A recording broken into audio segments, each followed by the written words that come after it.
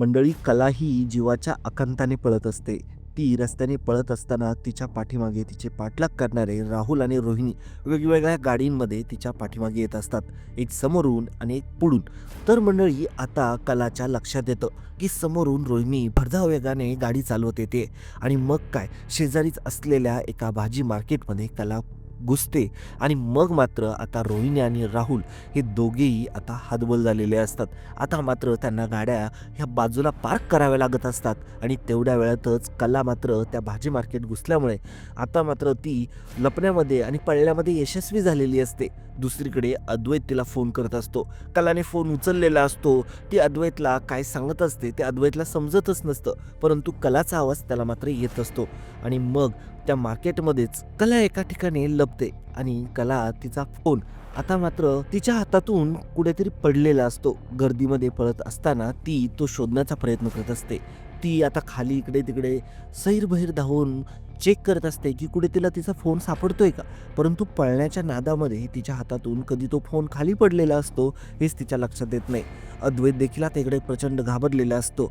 कला मात्र आता स्वतःचा जीव वाचवण्यासाठी लपण्याचा प्रयत्न करत असते, परंतु तेवढ्यातच गाडी लावून गाडी पार्क करून आता राहुल आणि रोहिणी तिथे पोहोचलेले असतात आणि आता तिला ते जेव्हा बघतात तेव्हा मात्र आता ते तिचा पुन्हा पाठलाग करायचा प्रयत्न करत असतात. परंतु कलालाही लक्षात येतं की राहुल आणि रोहिणींनी आता मला इथे बघितलंय.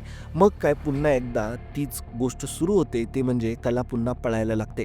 तर मंडळी आजच्या भागामध्ये आपण कलाचा ॲक्सिडेंट न होता कला जर जिवंत असती तर काय झालं असतं हे बघणार आहोत. कारण की मालिकेच्या मूळ भागामध्ये असंच आम्ही बघितलेलं आहे. तिचे जे सिक्वल आलेले आहेत तर त्याच स्टोरी लाईनच्या आधारे आपण या मालिकेला जिवंत ठेवणार आहोत. तर मंडळी आजचा भाग आहे लक्ष्मीच्या पावलांनी पर्व दुसरे भाग तिसरा आणि आजपासून आपण या मालिकेला जिवंत ठेवणार आहोत. तर मंडळी कला आणि अद्वैतच्या जोडीला तुम्हाला बघायचं असेल तर व्हिडिओला आत्ताच लाईक करा, कमेंट बॉक्समध्ये तुमच्या मनातल्या कमेंट्स करा आणि सोबतच चॅनलला सबस्क्राईब करायला अजिबात विसरू नका. कारण की लक्ष्मीच्या पावलांनी सीझन 2 आपण याच चॅनलवरती आता सुरू करत आहोत. कला आता कशीबशी धावत-धावत आता त्या मार्केटमधून दुसऱ्या मार्केटमध्ये असं करत-करत आता तिने स्वतःचा जीव वाचवलेला असतो. परंतु आता राहुल आणि रोहिणीच्या हातातून कला निसटल्यामुळे त्यांना टेन्शन येत असतं. रोहिणी राहुलला म्हणत असते, "अरे मूर्ख आहेस का रे तू? अरे ती गेली ना आता हातातून. आता तिच्याकडे आपला व्हिडिओ देखील आहे आणि आता आपण मारले जाणार आहोत. तुला माहिती आहे का तो व्हिडिओ जर अद्वैत आणि त्यांच्या घरच्यांपर्यंत जर पोहोचला ना, तर मात्र काही खरं नाही." तेव्हा मात्र आता राहुल म्हणत असतो, की "मामा आपल्याला काही करून या कलाचा खात्मा करावा लागेल. काही करून आपल्याला तिला शोधावं लागेल.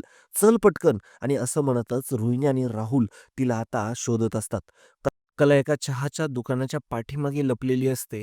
तिला वाटत असतं, की इथपर्यंत राहुल आणि रोहिणी येणारच नाही आणि त्यांना ती दिसणार पण नाही आणि ती अशा पद्धतीने लपलेली असते. तेवढ्यातच राहुल, रोहिणी तिथे आलेले असतात. ते तिला शोधतच असतात. परंतु त्यांच्या नजरेस काही कला आलेली नसते. कला त्या पडद्याच्या पाठीमागे असते. ते जे चहाचं दुकान असतं त्याच्या पाठीमागे एक पार्टेशन असतं आणि त्याच्या पाठीमागेच कला लपलेली असते. राहुल रोहिणीच्या लक्षात आलेलं नसतं, की ते कला आहे. परंतु कलाला आता एका गोष्टीचं टेन्शन आलेलं असतं, की तिचा मोबाईल हरवलेला असतो. ज्या मोबाईलमध्ये सगळे पुरावे होते आणि सगळ्या गोष्टी तिने त्याच फोनमध्ये रेकॉर्ड करून ठेवलेल्या असतात. आता मात्र अद्वैतला फक्त तोंडी जर बोललं, तर मात्र तो विश्वास ठेवणार नाही आणि आपण आज या लग्नामध्ये ज्या पद्धतीने बाहेर आलेलो आहे, त्या पद्धतीने तो खूपच जास्त चिडला असेल, घरामध्ये एक वेगळंच वातावरण असेल, असं तिला वाटत असतं. तिच्या मनाचा हा गैरसमज असतो. परंतु आता इकडे अद्वैत, काजू हे सगळे कलाला शोधण्यासाठी घराच्या बाहेर पडलेले असतात. अद्वैत म्हणत असतो, की मला कलाचं आता शोध घ्यावाच लागेल. त्याशिवाय काही पर्याय नाही. कला काही येत नाहीये आणि कलाचा फोनसुद्धा आता लागत नाहीये. आता तो फोन खाली पडल्यामुळे आता तो बंद झालेला असतो आणि तो फोन कोणी पुन्हा उचलत नसतो. आता तेवढ्यातच एक होतं असं, की तिथे एक व्यक्ती येते आणि तो फोन उचलते. त्या व्यक्तीला वाटतं, की त्याला फोन सापडलाय. तो फोन ती व्यक्ती स्वतःच्या खिशात टाकते आणि ती निघून जाते. त्या व्यक्तीने तो मोबाईल स्विच ऑफ केलेला असतो आणि स्विच ऑफ केल्यामुळे आता मात्र अद्वैतचा फोन देखील लागत नसतो. अद्वैतला माहीत नसतं, की कलाचा मोबाईल हरवलाय. परंतु आता मात्र अद्वैत खूप जास्त सैरभैर झालेला असतो. कारण की त्याला आता वाटत असतं, की कला अचानक बोलता-बोलता कलाचा फोन स्विच ऑफ का बरं येतोय आता? आणि आता असं काय झालं असेल? बॅटरी डाउन झाली असेल किंवा ती कोणत्या संकटात होती? असा प्रश्न आता अद्वैतला पडलेला असतो. इकडे कला त्या दुकानामागे लपून असते, तर इकडे रोहिणी आणि राहुल तिला शोधतच असतात. काही वेळानंतर रोहिणी आणि राहुल पुढे-पुढे जात असतात, तर कला आता तिथून पळ काढते. कला जेव्हा आता तिथून पळ काढत असते, कलाकडे आता काहीच नसतं. कारण की कला पूर्णपणे लग्नाच्या जोड्यामध्ये ती बाहेर आलेली असते. तिच्याकडे ना पैसे असतात, ना काही असतात. आता मात्र ती जेव्हा बाहेर येते ना, तेव्हा ती घरी जाण्याचा प्रयत्न करत असते. तिला काहीही करून घरी जायचं असतं. तर इकडे दुसरीकडे अद्वैत आता बाहेर निघालेला असतो. तो इकडे-तिकडे शोधत असतो. त्याने पोलिसांना देखील सांगितलेलं असतं, की खरे घरातून गायब आहे. कृपया करून तिच्या मोबाईलच्या लोकेशनवरती काही भेटतंय का? तिचं काही लास्ट लोकेशन वगैरे मिळतंय का? असं विचारलेलं असतं. तर पोलिसांनी त्याला कलाच्या मोबाईलचं जे लास्ट लोकेशन असतं ते सांगितलेलं असतं. मग तो त्याच दिशेने आता गाडी चालवत चाललेला असतो. तो देखील त्याच गेटअपमध्ये असतो, ज्या गेटअपमध्ये कला असते. कारण की दोघांचंही लग्न होणार असतं. आता मात्र कलाला एकच टेन्शन असतं. मला जर रोहिणी आणि राहुलने जर बघितलं, तर ते मला काही जिवंत सोडणार नाही. आता मात्र माझ्याकडे त्यांच्याविरुद्ध एवढा मोठा पुरावा आहे, तर मात्र मला आता काही ना काहीतरी करावंच लागेल आणि काहीही करून, काहीही करून या रोहिणी आणि राहुलचं सत्य हे मला सगळ्यांसमोर आणावं लागणार. इकडे काजू ही कलाचा शोध घेत असते. सोहम देखील कलाला शोधण्यासाठी सैरभैर धावत असतो. आता अद्वैतने सगळ्यांना फोन करून सांगितलेलं असतं, की या लोकेशनमध्ये आता कला आहे आणि ते जेव्हा आता त्या लोकेशनवरती सगळे पोहोचलेले असतात, त्याच वेळेस होतं असं, की ते सगळे शोधत असताना त्यांना राहुल आणि रोहिणी दिसतात. हो, आता त्यांना राहुल आणि रोहिणी दिसतात, त्यावेळेस मात्र अद्वैत म्हणत असतो, की "आत्या?" कारण की जेव्हा राहुल आणि रोहिणी एका जागेवरती उभे असतात, तेव्हाच अद्वैत पाठीमागून येतो आणि राहुलच्या खांद्यावरती हात जेव्हा ठेवतो, त्यावेळेस मात्र ते दोघेही फार दचकलेले असतात. कारण की कला कुठे गेलीये हे फक्त अद्वैतने दोघांनाच सांगितलेलं असतं. त्यापैकी आता त्यांना या गोष्टीची काहीच माहिती दिलेली नसते, की कला कुठे गेलेली आहे आणि हे एक विचित्र लोकेशन असतं. त्या लोकेशनवरती हे दोघे इकडे आलेले असतात. त्याच्यामुळे अद्वैतला डाऊट आलेला असतो, की तुम्ही इकडे काय करताय? तेव्हा आत्या म्हणत असते तेव्हा आता रोहिणी म्हणत असते, "अरे काही नाही अद्वैत, अरे कलाला शोधायला आलोय." मला देखील कळालं सरोज वहिनीचा फोन आला होता मला आणि तिने सांगितलं, की कला घरामध्ये नाहीये. तर आम्हाला एका व्यक्तीने तिचा फोटो दाखवला असता सांगितलं होतं, की ती इकडेच कुठेतरी दिसली आहे त्यांना. असं म्हणून आता मात्र रोहिणीने आता ती वेळ मारून नेलेली असते. अद्वैत देखील म्हणत असतो, की "हो ना आत्या, कला सापडतच नाहीये. बघ ना कुठे गेली आणि तिचा जेव्हा फोन मी लास्ट टाईम बोललो ना तिच्याशी, तर ती खूप घाबरलेली होती. असं वाटत होतं ती कोणत्यातरी एका मोठ्या संकटात आहे. त्यावेळेस मात्र रोहिणी म्हणत असते, की "अरे टेन्शन घेऊ नको रे अद्वैत. अरे ती असेल, ती खूप सुखरूप असेल. तू अजिबात काळजी करू नको." आणि राहुल म्हणत असतो, की "दादा, अरे कला वहिनी इथेच कुठेतरी असणार आहे. मी देखील तिला शोधतोय आणि ती जर संकटात असेल ना, तर आपण इतके सर्वजण आहोत. आपण तिला नक्की वाचूया, नक्की मदत करूया तिची." असं म्हटल्यावरती अद्वैत म्हणत असतो, की "हो, चला पटपट शोधूयात आपण तिला." आता मात्र अद्वैत हा दुसऱ्या साइडने तिला शोधण्यासाठी गेलेला असतो. दिलेल्या एक्झॅक्ट लोकेशनवरती आता तो पोहोचतो. तिथे मात्र कोणीच नसतं. तो फोन लावून बघत असतो, परंतु त्याला काहीही कळत नसतं, की इथे कुठे कला दिसत नाहीये. पोलीस तर म्हणतायत, की याच लोकेशनवरती तिचं लास्ट लोकेशन 10 मिनिटापूर्वीच बघायला मिळालेलं होतं. आता मात्र अद्वैत विचार करत असतो, की कला इथून जर गेली असेल, तर गेली कुठे असेल? इकडे मात्र रोहिणी आणि राहुल जरा खूपच जास्त घाबरलेले असतात. रोहिणी राहुलला म्हणत असते, की "आता मेलोय आपण. आता आपले दिवस संपले." राहुल म्हणत असतो, की "मामा आता काय करायचं? आता अद्वैत दादा देखील इथपर्यंत येऊन पोहोचलाय." आता मात्र काहीही खरं नाही. त्यावेळेस मात्र रोहिणी म्हणत असते, की "हो ना, आता मात्र आपला प्लॅन फसल्यात जमाय." कारण की सगळ्या गोष्टी कलाला समजल्या. कलाकडे तो फोन आहे आणि तो फोन म्हणजे आपल्या जीवनाची किल्ली आहे. तो जर फोन आपल्याला मिळाला नाही, तर मात्र कला आपला गेम करूनच राहणार आणि आपल्याला काही करून त्या फ्लॅटवरल्या सगळ्या डिटेल्स गायब कराव्या लागतील. तो फ्लॅट रिसेल करावा लागेल आणि काही करून त्याची जी ओनरशिप आहे ती कोणाला तरी दुसऱ्याला हँडओव्हर करावी लागणार आहे. आपल्याला पटकनच्या पटकन ह्या सगळ्या गोष्टी कराव्या लागणार आहे. नाहीतर सगळं काही आपलं उघड होणार आहे. राहुल म्हणत असतो, की "हो मम्मा, मलाही तेच वाटतंय आणि आपल्याला लवकरात लवकर हे प्लॅन सगळे एक्झिक्यूट करावे लागणार आहे, कला मिळायच्या आत." आता मात्र इकडे कला भरकटलेली असते. कलाचा शोध घेत अद्वैत तिथपर्यंत तर आलेला असतो. परंतु कला अचानक आता एका बसमध्ये चढते आणि ती दुसऱ्या लोकेशनवरती निघून जाते. कारण की तिला काहीही करून राहुल आणि रोहिणीच्या तावडीतून सुटून जायचं असतं. आता मात्र ती तिकडे एका ठिकाणी उतरते आणि एका दुसऱ्या व्यक्तीच्या फोनवरून अद्वैतच्या फोनवरती फोन लावते.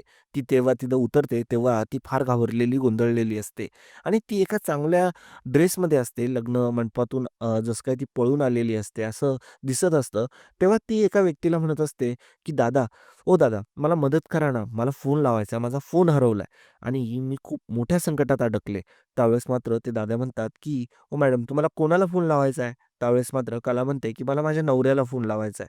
तो व्यक्ती तिला म्हणतो, की "ठीक आहे, तुम्ही तुमच्या मिस्टरांचा नंबर सांगा, मी तुम्हाला लावून देतो." आणि मग तो व्यक्ती त्या नंबरवरती डायल करतो. आता कलाने अद्वैतच्या फोनवरती फोन केलेला असतो. तर अद्वैतच्या फोनवरती एका अननोन नंबरवरून फोन येत असतो आणि अद्वैत तो फोन उचलतो. तर समोरून आता कला बोलत असते. अद्वैत म्हणत असतो, की "खरे, खरे तू कुठे?" आता मात्र अद्वैतच्या जीवात जीव आलेला असतो. कारण की त्याने आता इतक्या वेळानंतर आणि इतक्या सगळ्या प्रसंगानंतर कलाचा आवाज ऐकलेला असतो आणि कला खूप घाबरलेली असते. तेव्हा मात्र अद्वैत कलाला विचारत असतो, की "खरे काय झालंय सांग ना. अगं सांग ना मला तू, काय झालंय?" त्यावेळेस मात्र कला म्हणत असते, की "अद्वैत तू मला पहिल्यांदा या ठिकाणी घ्यायला ये." आणि असं म्हणतच आता मात्र कलाने तिचं लोकेशन सांगितलेलं असतं, की ती कुठल्या लोकेशनला आहे आणि ती म्हणत असते, की "मला तुला खूप इम्पोर्टंट एक गोष्ट सांगायची आहे. अद्वैत तू लवकर ये." आणि मला ती गोष्ट मी आता तुला फोनवरती सांगत नाही. मी तुला आता ती गोष्ट भेटूनच सांगते. कारण की आता कलाकडे तो फोन देखील राहिलेला नसतो, ज्याच्यामध्ये रोहिणी आणि राहुल विरुद्ध पुरावे असतात. आणि कलाला असं वाटत असतं, की हे सगळं मी निवांत बसून अद्वैत सोबत बोलेल आणि ह्या सगळ्या गोष्टी क्लिअर करेल मग त्याला. आणि मग अद्वैत म्हणत असतो, की "ठीक आहे, मी तुला तिथे घ्यायला येतोय. परंतु खरे तुझा फोन" तेव्हा मात्र तेव्हा त्याला कला सांगते, की "माझा फोन हरवलाय चांदेकर. चांदेकर मला काही कळत नाहीये आणि मी आता इथे खूप जास्त गोंधळलेली आहे. तू लवकरात लवकर मला घ्यायला ये. मी याच ठिकाणी उभी आहे आणि या दुकानाच्या स्टॉलच्या पाठीमागे आहे." त्यावेळेस मात्र आता अद्वैत मागचा पुढचा विचार करत नाही. लगेचच त्या लोकेशनवरती जायला निघतो. त्यावेळेसच मात्र तो जेव्हा घाईगडबडीत गाडीकडे चाललेला असतो, तेव्हा मात्र रोहिणी आणि राहुल ते बघतात त्याला जाताना आणि आता रोहिणी विचारत असते, की "अरे अद्वैत तू इतक्या पटापट कुठं चाललाय? अरे कला तर इथेच कुठेतरी आहे ना?" त्यावेळेस मात्र रोहिणी आणि राहुलला भारी वाटतं, की आता हा इथून चाललाय. परंतु एक डाऊट आता राहुलच्या मनात आलेला असतो. "अगं मम्मा, तो इथून चाललाय म्हणजे त्याला कलाचा काही फोन वगैरे तर आला नाही ना दुसऱ्या फोनवरून?" त्यावेळेस मात्र रोहिणी म्हणते, की "अरे बापरे! म्हणजे याचा अर्थ कलाचा आणि अद्वैतचा कॉन्टॅक्ट झालेला दिसतंय. राहुल चल पटकन नाहीतर मरू आपण." त्यावेळेसच मात्र आता रोहिणी आणि राहुल दोघेही दोघांच्या बोलल्यानंतर आता ते अद्वैतपाशी आलेले असतात. तर अद्वैत त्यांना सांगतो, की "मला खरेचा आत्ताच फोन आला होता आणि ती या चौकात उभी आहे आणि लवकर मला तिने तिथे बोलावलंय." आता मात्र अद्वैतला याबद्दल कल्पनाच नसते, की नेमकं यांनाच सांगायचं नाहीये आणि त्याने त्यांनाच सगळं सांगून टाकलेलं असतं. आता कलाने देखील सांगितलेलं नसतं, की मेन दुश्मन कोण आहे आणि फोनवरती तिने सगळं काही स्पष्ट केलेलं नसतं. तर मग आता होतं असं, की अद्वैत त्या लोकेशनवरती जायला निघालेला असतो. साधारणतः त्यांच्यापासून ते 6 ते 7 किलोमीटर अंतरावरती ते लोकेशन असतं आणि बसमधूनच प्रवास करत कला तिथे गेलेली असते. तिच्याकडे सुट्टे पैसे देखील नसतात. तर ती तिथेच उतरून घेतलेलं असतं तिने. तिच्याकडे पैसे नाहीये कारण की कंडक्टर तिला पैसे विचारत असतो, की "पैसे द्या." तेव्हा मात्र आता कला म्हणत असते, की "साहेब माझ्याकडे पैसे नाहीये, परंतु मी इथे उतरून घेते." आणि असं म्हटल्यावरती मात्र कंडक्टर तिला बोलतो, की "काय मॅडम तुम्ही पैसे नाहीये आणि गाडीमध्ये चढलात कसे?" आता त्या बाचाबाचीत ती लक्ष देत नाही आणि ती गाडीतून खाली तिथे उतरून घेतलेलं असतं तिने आधी आणि मग ती त्या चौकातच उभी असते. ती अद्वैतचा वेट करत असते. तिला खात्री असते, की तिला कोणीही बघितलेलं नाही कारण की राहुल आणि रोहिणीला दुसऱ्या दिशेला जाताना तिने बघितलेलं असतं आणि तिने आता फक्त अद्वैतला लोकेशन सांगितलेलं असतं. परंतु अद्वैतकडून एक मोठी चूक झालेली असते. खरंच म्हणजे आता इथे ना अद्वैतला जर ऑलरेडी माहिती असतं ना, तर ही गोष्ट घडली नसती. परंतु आता एक मोठी गोष्ट झालेली असते. ती म्हणजे अद्वैतने आता रोहिणी आणि राहुललाच सगळ्या गोष्टी सांगितलेल्या असतात. रोहिणी लगेचच फोन फिरवते. रोहिणीला एक गोष्ट लक्षात आलेली असते, की त्या चौकापासून आपल्या गुंडांचं लोकेशन फक्त आणि फक्त 1-1.5 किलोमीटर आहे. म्हणजे अद्वैत पोहोचायच्या आत तिथे आपले गुंड पोहोचतील आणि असा तिचा प्लॅनिंग असतो. आणि मग राहुल आणि रोहिणी म्हणत असतात, की शेवटी शिकार आपल्याच ताब्यात येणार आहे. तू आता काळजी करू नको. कारण की कला आता तिथे निर्भीडपणे उभी असेल. कलाला कोणताच डाऊट देखील मनात नसेल, की आपण तिथे पोहोचू. आता मात्र आपल्याला एक प्लॅन करायचा आहे. आता आपण लवकरात लवकर आपल्या त्या गुंडांना सांगून आता मात्र कलाला तिथून किडनॅप करायला लावू. आता लगेचच रोहिणी त्या गुंडांना फोन करते आणि आता मात्र तिथून तो फोन गेलेला असतो त्या गुंडांना आणि ते गुंड म्हणतात, की "ठीक आहे मॅडम, अशा-अशा व्यक्तीला आम्ही तिथून किडनॅप करू. आम्ही लगेचच जातोय. तुम्ही अजिबात काळजी करू नका." आणि असं म्हणतच आता मात्र ते गुंड तिकडून निघालेले असतात. इकडून अद्वैत देखील आता कलापर्यंत येत असतो. कला रस्त्यावरती काळजीने सुन्न उभी असते. तिच्या फक्त मनात प्रचंड विचार येत असतात.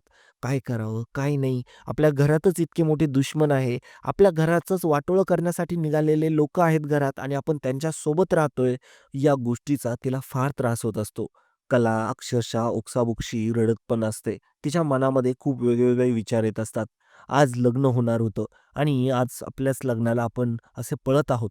घराबद्दल तर सत्य समजलंय, परंतु अद्वैतला इतक्या टेन्शनमध्ये टाकलं. या सगळ्या गोष्टींचं तिला कुठेतरी टेन्शनच येत असतं. या गोष्टीचा ती अधिक विचार करू लागलेली असते. इकडे अद्वैत कलाला घेण्यासाठी त्या लोकेशनवरती भरधाव वेगाने येत असतो.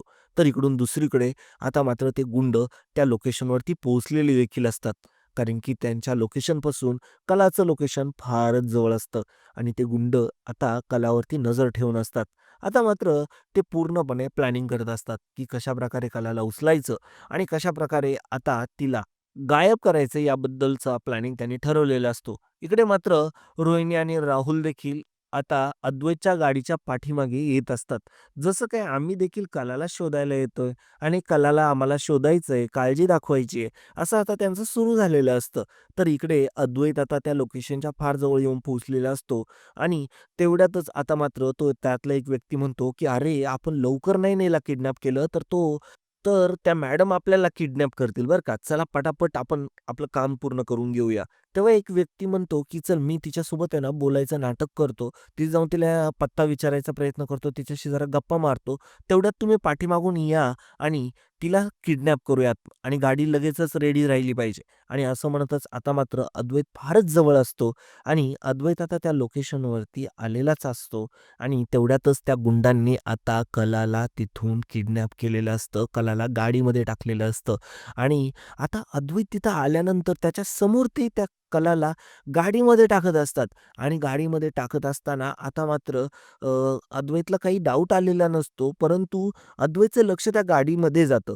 गाडीच्या काचेच्या आत पाठीमागून एका ठिकाणी आता मात्र दिसत असतं, की कला आतमध्ये असते आणि हात तिचे दिसत असतात. अद्वैतचं लक्ष जातं, की त्या गाडीवरती म्हणजे काहीतरी दिसतंय, परंतु त्याला समजत नसतं, की कलाच आहे म्हणून आणि मात्र तो कलाला इकडे-तिकडे शोधत असतो. त्याला म्हणजे आयडिया पण नसते. कला म्हणत असते, की "मी इथे सुखरूप आहे आणि मी इथे सेफ आहे." असं म्हटल्यानंतर मात्र अद्वैत विचार करत असतो, की इथेच असेल कला आणि त्यावेळेसच मात्र अद्वैत इकडे-तिकडे बघत असतो. त्या लोकांनी आता ती गाडी चालू केलेली असते. गाडी पुढे जाते, परंतु आता मात्र कला तिथून नाहीशी झालेली असते. अद्वैतला लक्षात पण नसतं आलेलं, की या गाडीमध्ये कला असेल म्हणून आणि आता कला त्याच्या डोळ्यासमोरून त्याच्या अगदी जवळून आता गायब झालेली असते. त्या गुंडांनी तिला किडनॅप केलेलं असतं.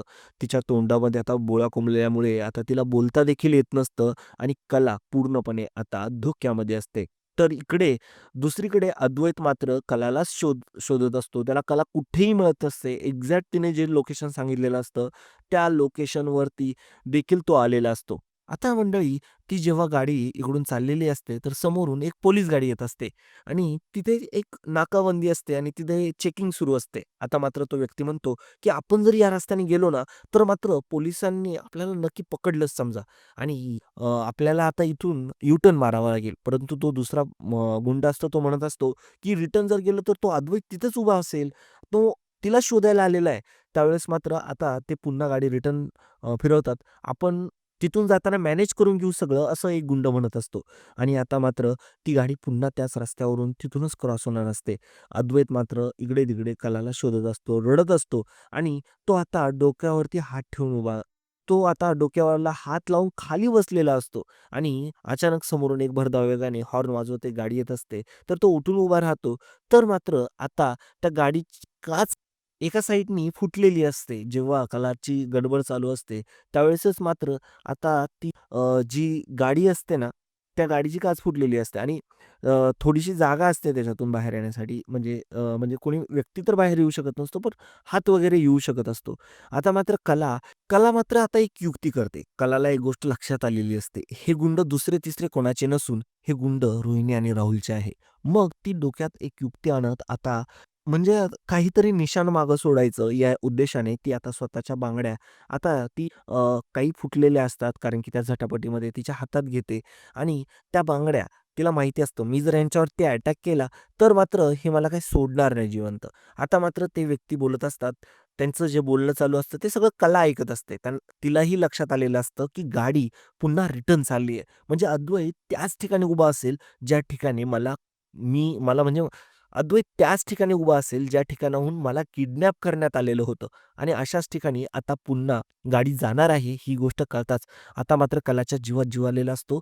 तिला आता मात्र गप्प बसण्यास सांगितलेलं असतं. कला पूर्ण कोऑपरेट करत असते. कला म्हणत असते, की "सोडा मला, मी काहीच करणार नाही.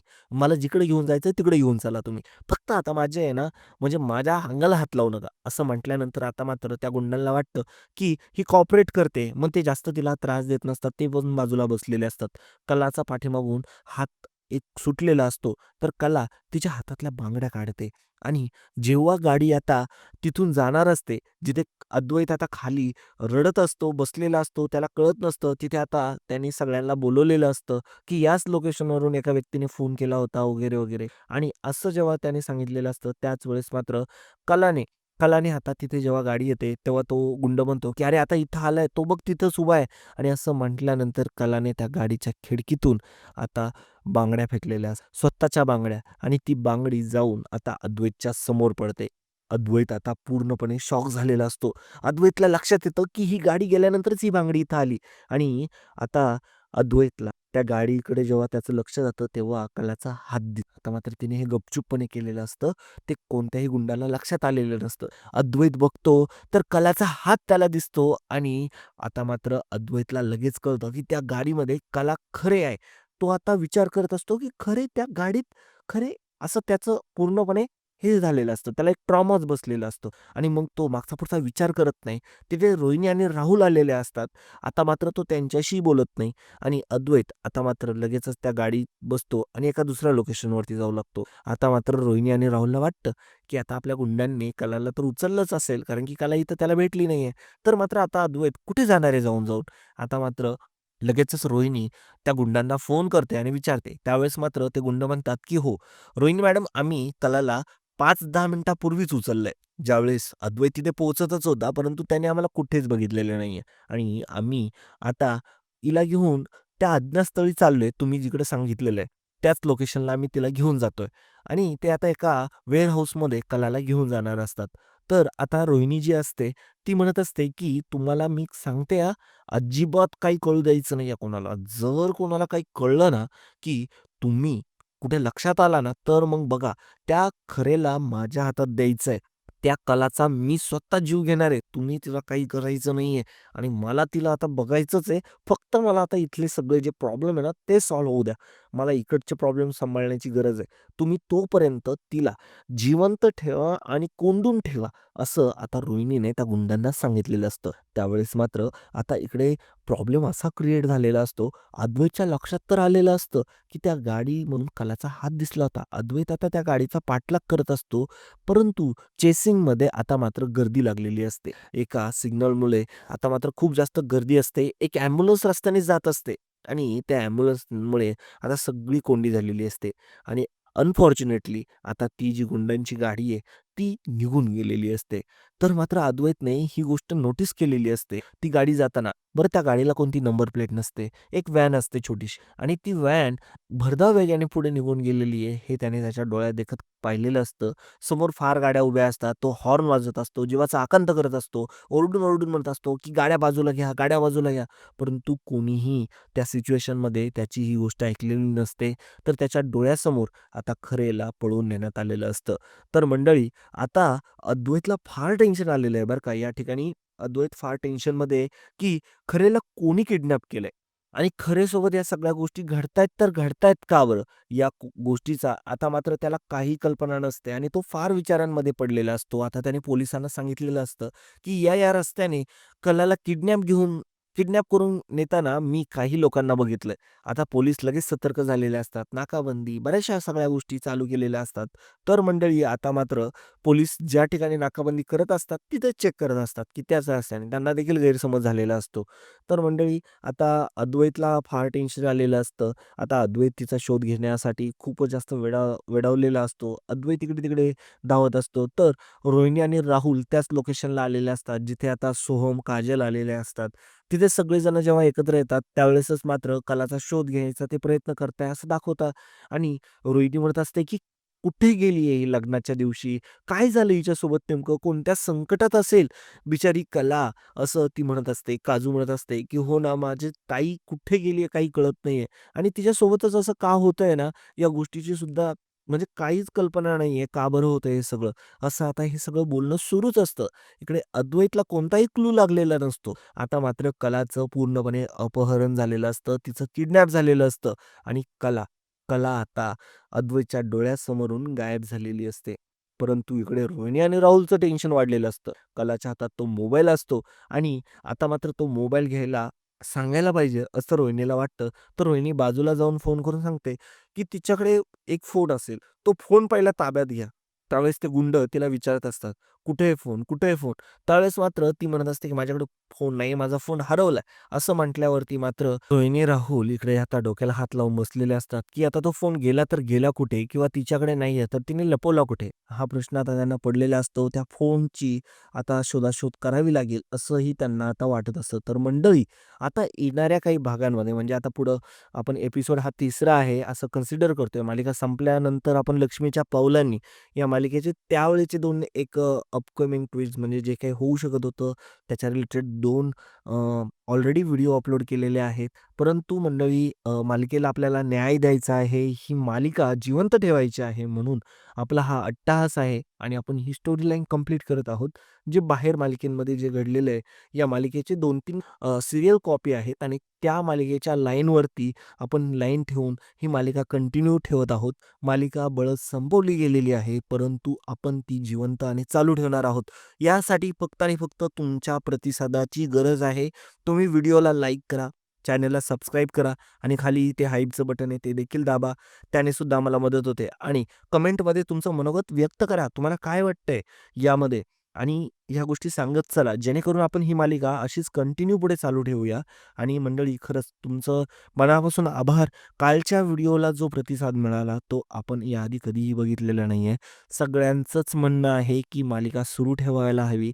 कदाचित आपण या मालिकेची इतकी डिमांड करूया, या चॅनलवरती इतके व्ह्यूज दिसतील ना त्या व्हिडिओवरती, जेव्हा 1.5-2 लाख व्ह्यूज दिसतील ना त्यांना, त्यावेळेस मात्र मालिकांनी ज्यांनी बंद केली आहे ना, त्यांना डोक्यात उजेड पडेल, की अरे, आपण ही जी स्टोरी लाईन होती, जरी त्याच्यातली कला गेली होती, तिच्या जागी दुसरी कला आणली असती किंवा काहीतरी केलं असतं किंवा कला जेव्हा बरी झाली असती, तेव्हा तिला पुन्हा घेतलं असतं, तरी चाललं असतं. तोपर्यंत कलाला कुठेतरी अज्ञातस्थळी गायब केलं असतं, तरी देखील चाललं असतं. म्हणजे स्टोरीला थोडंसं तिथं बेंड करता आलं असतं, परंतु ते त्यांनी केलं नाहीये आणि मालिकामध्येच म्हणजे अक्षरशः 550 एपिसोडसुद्धा होऊ दिले नाही. म्हणजे बाकीच्या मालिका बघा 1500 एपिसोड, 3000 एपिसोड, 2000 एपिसोड काही मालिका 3-3 वर्ष बंद होत नव्हत्या. प्रेक्षक म्हणायचे, की "आम्ही कंटाळलो, ही मालिका बंद करा आता." परंतु तरी देखील ती मालिका बंद होत नव्हती आणि ही इतकी चांगली रंगात आलेली मालिका इथं मध्येच बंद केली. अतिशय मनाला वाईट वाटतंय. तर मंडळी आजच्यासाठी इतकंच. पुन्हा भेटूया पुढच्या भागामध्ये.